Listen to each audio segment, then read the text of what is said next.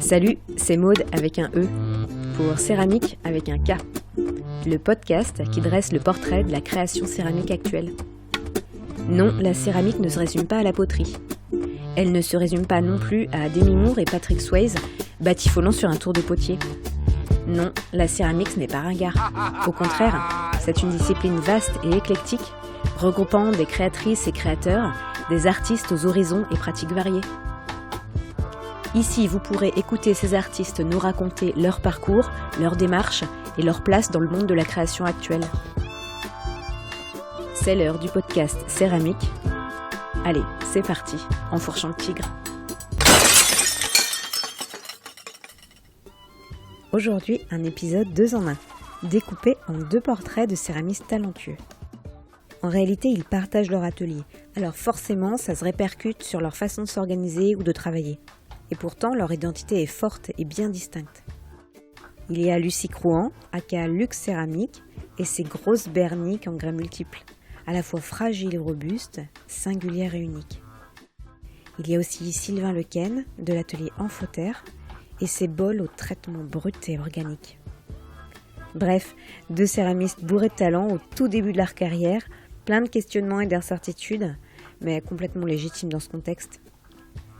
Tous les deux sont touchants lorsqu'ils parlent de leur boulot, à la fois très humbles et passionnés. Je me suis régalée pendant le montage. J'espère que ces 2 épisodes te plairont. Bonne écoute. Toi, Lucie, c'est quoi ton premier souvenir lié à la terre ? Alors, j'ai pas trop de souvenirs d'enfance. Après, c'est un matériau qui m'a toujours beaucoup attirée. Je sais pas pourquoi, mais il y a toujours... ça a toujours exercé sur moi un pouvoir certain. Je pense que vraiment mon premier souvenir marquant, j'avais déjà décidé que j'allais être céramiste en fait. Et j'ai commencé à prendre des cours de tournage avec Hélène Morbu à Nantes. Quand j'ai mis les mains dans la terre, c'était juste une évidence en fait. C'est vrai que je m'explique toujours pas ce truc, pourquoi j'avais envie de ça et d'où c'est venu. Mais voilà, ça s'est imposé comme ça. Et c'était quand ? Tu avais quel âge ? C'était en 2015. J'avais quel âge ?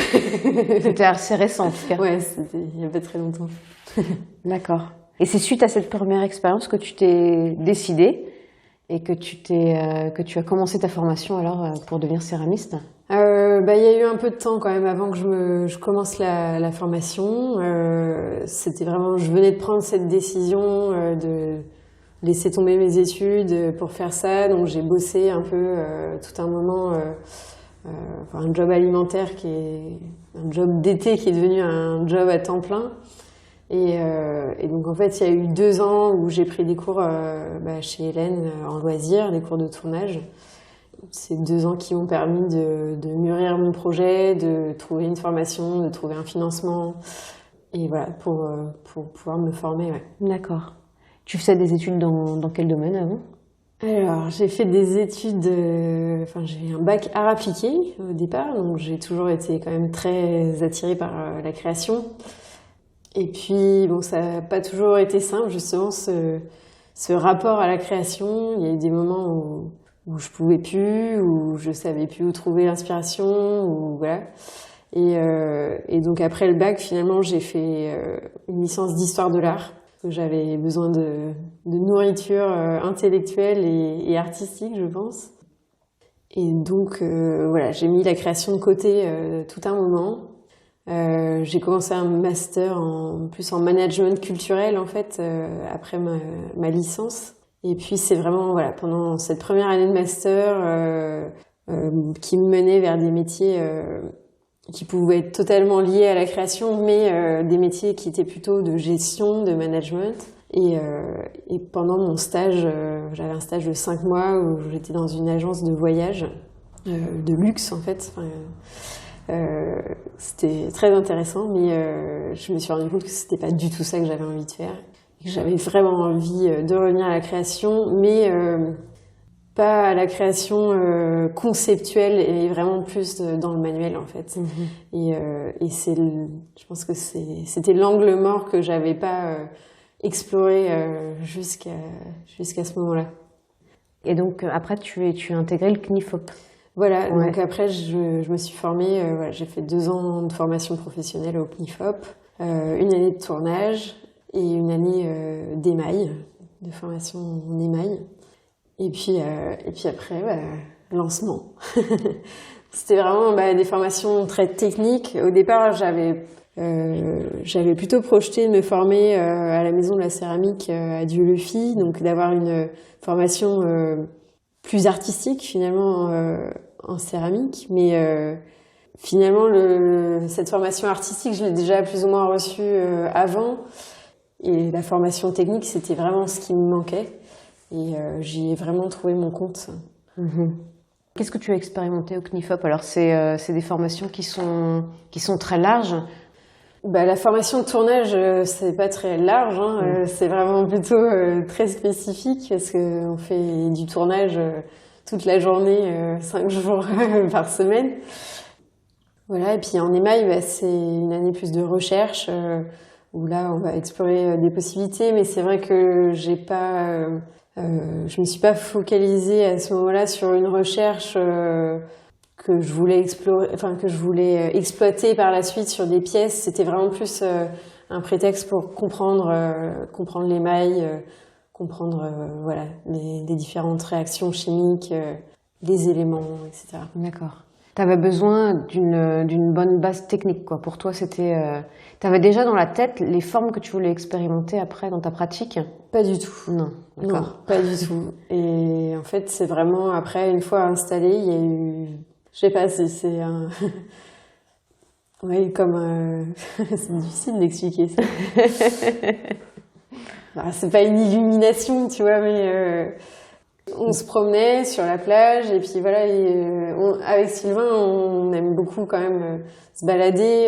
On est quand même sensibles tous les deux à l'environnement et je pense que l'un comme l'autre, on puise beaucoup nos inspirations dans toutes sortes de choses, mais forcément l'environnement a un rôle important.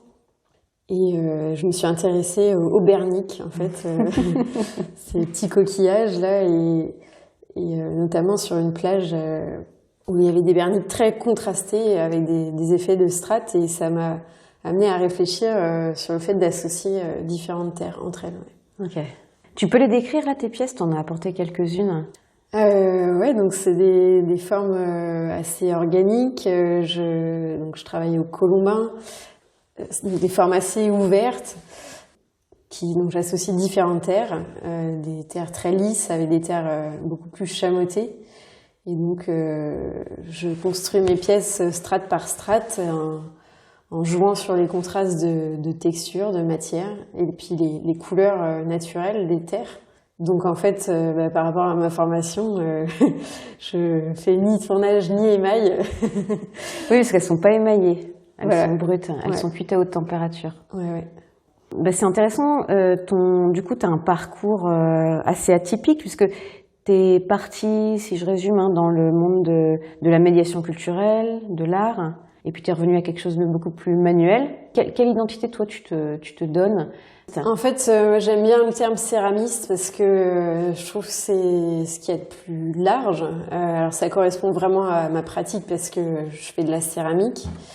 Potier, c'est vrai que c'est quand même tout de suite plus connoté sur des pièces utilitaires et c'est pas du tout ce que je fais. Et puis plasticien, non. En fait, j'ai besoin de cet ancrage dans la matière et je trouve que céramique, ça illustre bien ce que je fais en fait. Ouais, ok.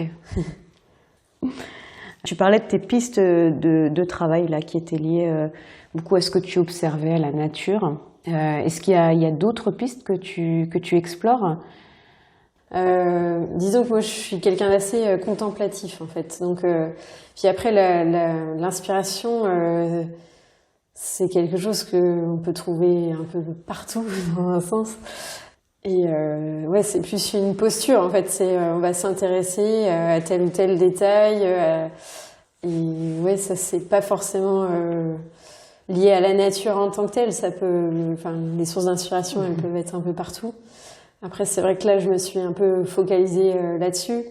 C'est vrai que moi, je suis plutôt citadine à l'origine, et puis finalement, il y a eu Petit à petit, je me suis éloignée de la ville et voilà, je pense que c'est aussi mes nouvelles sources d'inspiration en fait.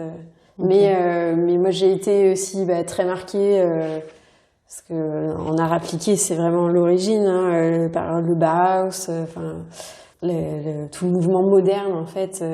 Et du coup, je pense que quand même le fait de faire des choses assez épurées, même si je suis pas dans du fonctionnel, c'est quand même lié à cet héritage-là. Est-ce qu'il y a des choses qui peuvent t'influencer, des choses que tu aimes voir dans la céramique contemporaine, alors française, mais aussi internationale? Il y a des courants artistiques que tu aimes en céramique? Moi, ça me fait beaucoup penser à la céramique japonaise aussi. Ouais, c'est vrai qu'on le dit souvent. Je pense que effectivement, je parlais du mouvement moderne et finalement, il y a beaucoup de points communs aussi avec les traditions japonaises sur le fait d'avoir des choses épurées. Je pense qu'il y a des parallèles qui sont assez forts. Je sais pas, j'ai pas une connaissance. J'ai du mal à voir moi des mouvements dans la céramique contemporaine. C'est plus facile de mettre des mots avec un décalage dans le temps. C'est un peu plus difficile de le faire sur des pièces contemporaines. Il y a des boulots d'artistes de maintenant que tu aimes, que tu admires? Beaucoup. Beaucoup, ouais. Beaucoup, trop. C'est difficile d'en citer comme ça. Il y a des rencontres que tu as faites pendant tes stages, par exemple, qui ont pu t'aider à t'orienter? Sur ma production? Oui. Bizarrement, non. Je pense pas que ce soit lié vraiment à des rencontres avec d'autres céramistes. Après, voilà, j'ai eu des rencontres vraiment marquantes, notamment avec Hélène Morbu, quand même, qui a été un peu un mentor pour moi quand même en céramique, même si voilà, j'ai un travail qui s'éloigne aujourd'hui complètement de ce qu'elle fait. Mais voilà, j'ai commencé par prendre des cours avec elle. Ensuite, j'ai été 2 fois en stage aussi chez elle. Et c'est vrai que c'est tout ce dialogue aussi autour du métier en fait et du positionnement en fait. Ça m'a beaucoup aidé. Est-ce que je fais des pièces utilitaires? Est-ce que je fais des pièces qui sont plus liées au design? Est-ce que voilà. Et c'est ça qui est intéressant aussi en céramique, c'est qu'on n'est pas obligé de choisir. Quand on maîtrise les techniques, on peut aussi bien aller sur un projet de design que sur une création purement artistique, et on peut aussi faire des pièces utilitaires. Est-ce que tu en vis de la céramique aujourd'hui? C'est tout récent, mais l'installation, mais est-ce que ça te fait vivre? C'est difficile à dire. Oui, ce sont aujourd'hui mes seuls revenus. Après, voilà, j'ai pas forcément suffisamment de recul pour dire que j'en vis. Effectivement, là, je donne des cours depuis septembre. Si j'avais pas ça, là, ce serait pas jouable. Surtout que je me suis lancée dans un contexte quand même un peu particulier. Donc voilà, beaucoup d'événements annulés. Donc quand on commence, on a besoin de se faire connaître. C'est forcément d'autant plus compliqué. J'avais pas de clientèle déjà constituée ou de réseau déjà constitué. Donc sans les événements, c'est difficile de se faire connaître. Oui, c'est tout récent. Avec Sylvain, vous vous êtes installés ensemble juste à la veille du confinement, quoi. C'est ça, ouais. En février 2020, on avait pour projet d'inaugurer l'atelier pour les Journées européennes des métiers d'art qui avait lieu en avril. Et donc on a créé nos statuts pour pouvoir y participer. Et puis bon, finalement, ça n'a pas eu lieu. Comment ça s'est fait cette installation-là? Du coup, vous partagez l'atelier? Comment on a atterri là? Ouais. J'ai rencontré Sylvain en formation, donc au CUNFOP. Et puis voilà, on s'est retrouvés autour de ce projet commun de s'installer en Bretagne. Et il se trouve que mes parents ont une maison ici à Saint-Hélin depuis de nombreuses années. Et puis on a eu la possibilité d'aménager l'atelier dans un bâtiment annexe. Et voilà, on est arrivé là en 2019 à la fin de nos formations respectives. Et tout de suite, voilà, on a enclenché le projet de l'atelier. D'accord. Comment ça se passe la répartition? Parce que vous travaillez pas tous les deux de la même façon. C'est pas facile tous les jours. Mais on s'en sort pas trop mal. En fait, on a des... Alors déjà, moi je tourne pas beaucoup, là, je réutilise pas mal de tours pour les cours, mais sinon je travaille donc au Colombin, donc on n'a pas forcément les mêmes espaces dans l'atelier, même s'il n'y a pas beaucoup d'espace, mais on n'investit pas les mêmes endroits. Et puis on travaille pas forcément au même rythme non plus. Sylvain est plutôt matinal et moi pas. Donc en fait, on travaille un peu en décalage, et ce qui fait qu'on se retrouve souvent. On a chacun nos moments en fait à l'atelier. D'accord. Ouais, vous n'êtes pas ensemble forcément. Ouais. D'accord. On s'y croise quand même. Ouais. Est-ce que vous travaillez ensemble sur certaines choses, par exemple pour la recherche? Non. Du tout. Pas vraiment. Non. Déjà en formation, en fait, Sylvain et moi, on a tous les deux des personnalités et des envies. Et des façons de faire assez tranchées, on va dire. On aime bien être maître chacun toutes les étapes, et que ce soit dans la production, mais aussi sur nos identités, sur la commercialisation, sur la communication. Et c'est pour ça que on a créé quand même, on a une identité commune autour de l'atelier, donc Poterie La Cabane. Mais après, on a vraiment chacun notre identité artistique. Ouais. Comment ça se passe pour la vente de tes pièces et la diffusion? Dans quel genre de structure, dans quel genre de lieu tu vends? Eh bien, pour l'instant, c'est surtout sur des événements, donc salons, marchés, quand même des choses vraiment spécifiques, céramique ou métier d'art. Et puis là, j'essaye de trouver des lieux d'exposition, plutôt des galeries. Depuis cet été, j'expose des pièces au Don du Fel. Dans ce sens-là, j'ai envie d'aller. Okay. Je pense que c'est un travail qui a plus sa place en galerie, peut-être que sur les marchés potiers. En tout cas, pas tous les marchés potiers. Est-ce que tu as développé la vente en ligne aussi? Ça fonctionne bien pour toi? Alors j'ai essayé, mais ça fonctionne pas du tout pour moi. Ok. Je pense que c'est des objets qu'on a besoin de voir. C'est des objets aussi qui sont quand même tout de suite assez onéreux, donc c'est pas le genre de choses que les gens achètent sur photo. En tout cas, c'est comme ça que je le perçois. Il y a la problématique aussi de l'envoi. Oui, alors ça, en fait, ça c'est une problématique même plus générale, c'est que les gens ont l'impression que mes pièces sont très fragiles, ce qui est bien sûr le cas de toute pièce en céramique en fait. Et le fait de travailler beaucoup en finesse, ça fait peur aux gens. En fait, il n'y a pas de souci d'envoi.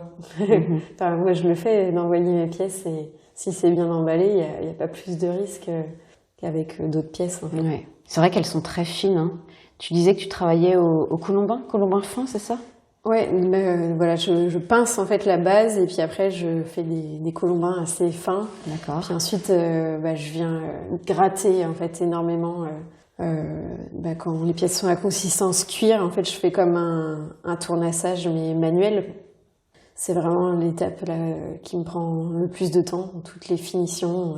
Comment est-ce que tu gères le séchage aussi? Est-ce qu'il est important pour toi? Ouais, le séchage est vraiment déterminant sur mes pièces. En fait, le fait d'associer différentes terres, c'est assez périlleux. Et je fais en sorte de les laisser sécher longtemps, les laisser couvertes aussi un certain temps. Et il faut vraiment qu'il n'y ait plus du tout d'humidité une fois que je les enfourne, quoi. Dans quelle ambiance tu travailles dans ton atelier quand tu es seule et que Sylvain n'est pas là? Ça dépend. Des fois, j'ai besoin de concentration, et je suis toute seule à l'atelier, concentrée. Il y a des fois, je mets de la musique. Des choses assez éclectiques. Okay. Et et puis après, c'est vrai qu'il y a ma famille qui est jamais loin, alors souvent on a de la visite aussi. C'est parfois chouette, parfois c'est pas le moment, mais... Tu travailles à quel moment de la journée? Plutôt l'après-midi, tu disais? Plutôt fin de matinée, et puis après-midi, soirée, ouais. D'accord. Et même question pour Sylvain, mais je pense que c'est un peu récent, mais est-ce que tu as le recul pour voir l'organisation de ton temps de travail sur l'année complète? Ça, c'est un truc que j'ai encore du mal à appréhender, à trouver mon rythme même d'ailleurs. Enfin, je suis quelqu'un d'assez cyclique. Enfin, il y a des moments, c'est le moment, et parfois pas.